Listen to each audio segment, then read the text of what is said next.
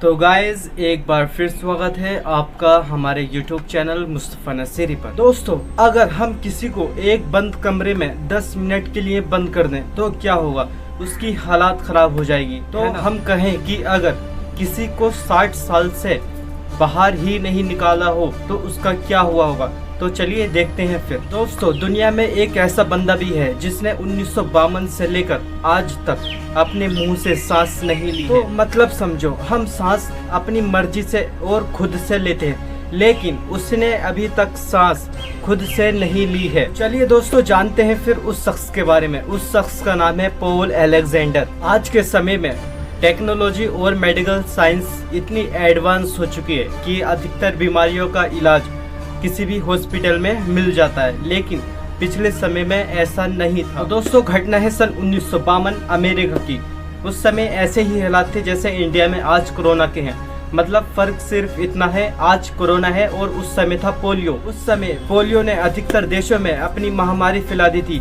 हजारों लाखों लोगों की तादाद में पोलियो ने उनको अपनी चपेट में ले लिया था। और सन 1952 में पॉल अलेक्जेंडर को भी पोलियो ने अपनी चपेट में ले लिया था और वो आज भी जिंदा है, सिर्फ लोहे के फेफड़ों की वजह से।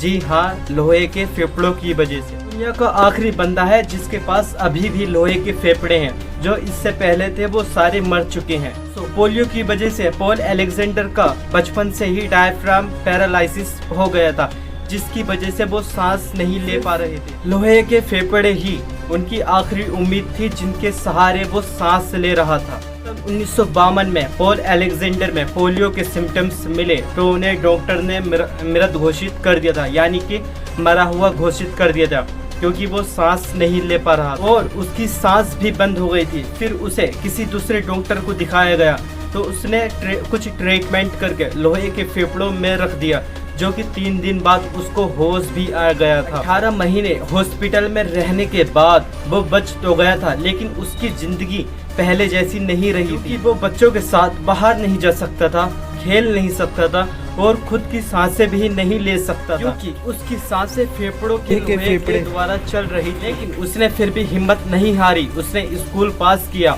और लॉ की डिग्री भी हासिल की उसी हालात में। साथ ही साथ अपने मुंह में एक पेन को पकड़कर उसने अपने ऊपर एक बायोग्राफी लिख डाली कि वो कैसे जिंदा रहा और पोलियो से कैसे लड़ा। आप इस बात पर यकीन नहीं करोगे कि वो एक अच्छा पेंटर भी है और अपने मुंह के सारे वो बहुत अच्छी पेंटिंग भी कर लेता है। एक छोटी सी कहानी पॉल अलेक्जेंडर के बारे में, जो हमें इंस्पिरेशन देती है कि हमें अपनी लाइफ को कैसे सरवाइव करना चाहिए और जितनी प्रॉब्लम आती हैं उनको कैसे हैंडल करना चाहिए। अगर दोस्तों आपने हमारे चैनल मुस्तफा नसीरी को सब्सक्राइब नहीं किया तो कीजिए और बेल नोटिफिकेशन को ऑन कर लीजिए ऐसे ही अमेजिंग और मजेदार फैक्ट्स जानने के लिए।